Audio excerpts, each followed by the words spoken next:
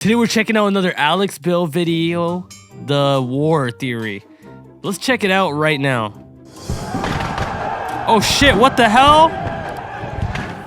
Yo, this is legit. So, if there's one thing I'd probably change about my evolution theory, it would be the second part about the war. The war. After the war, crabs stayed secluded in a deep depression that seemed endless.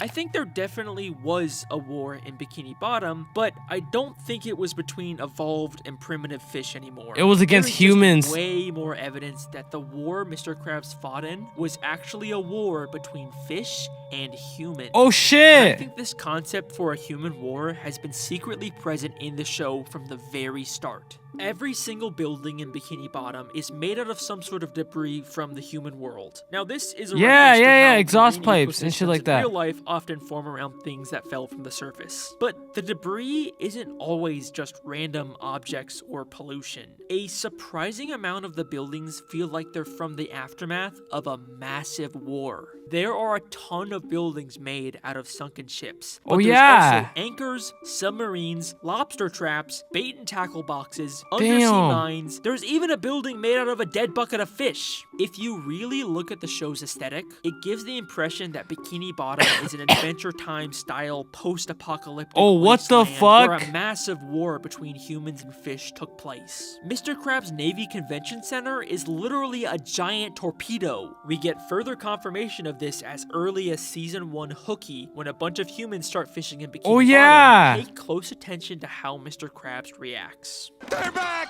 They're back, I tell you! I saw it with my own eyes! They're back. Mr. Krabs has dealt with this before, probably because these were the same hooks from the war he fought in. From humans' perspective, they're just fishing, but for the citizens of Bikini Bottom, this was a brutal war. And listen to what he says about what happens if the hooks catch you. They cook you, and then they eat you, or worse. What could be worse than that? Gift shops. Oh, what the fuck? You'll end up in gift shops. This gives a whole new context to the Shell City gift shop we see in the SpongeBob movie. Wait a second. No.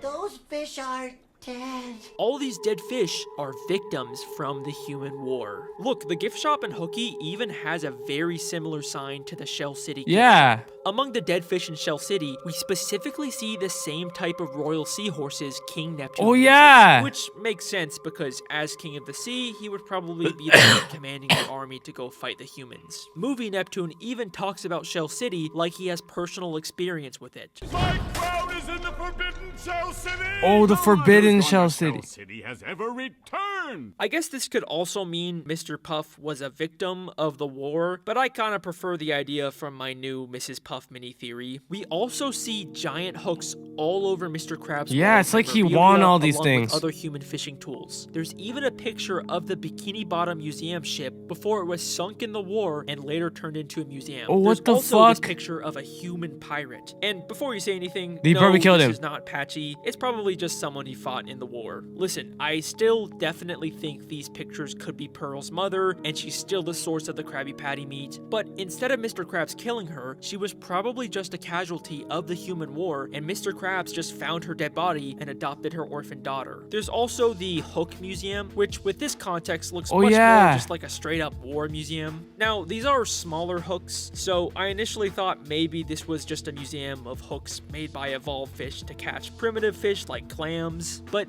listen closely to the audio Mr. Krabs is listening to. The three-pronged jig hook was first sighted in local waters more than 100 years ago. The hook was first sighted in local waters more than 100 What the years fuck? ago. So the war This is started more than definitely 100 a years museum ago. of human hooks, and we now know this war has been going on for at least 100 years. There's also tons of movies and TV shows in Bikini Bottom based around the horrors of hooks.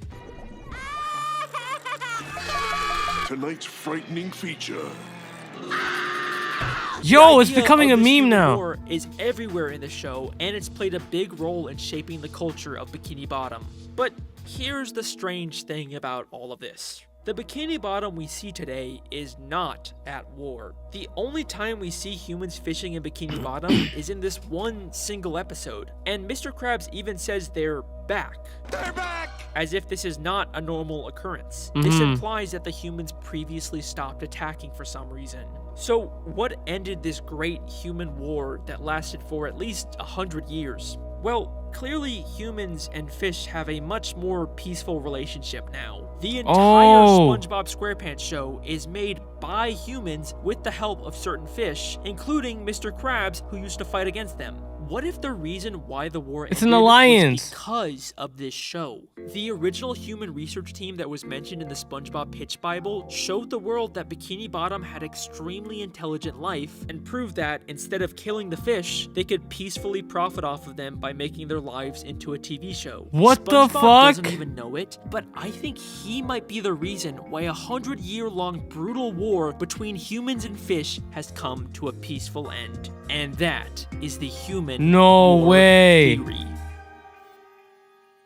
That is crazy. I can't even stress this enough.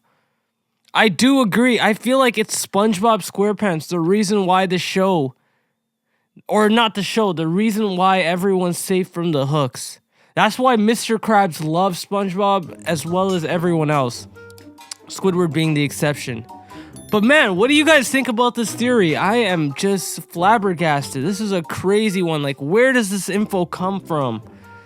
But yeah, I really love this. Let me know what your thoughts are, and I'm signing out. Peace.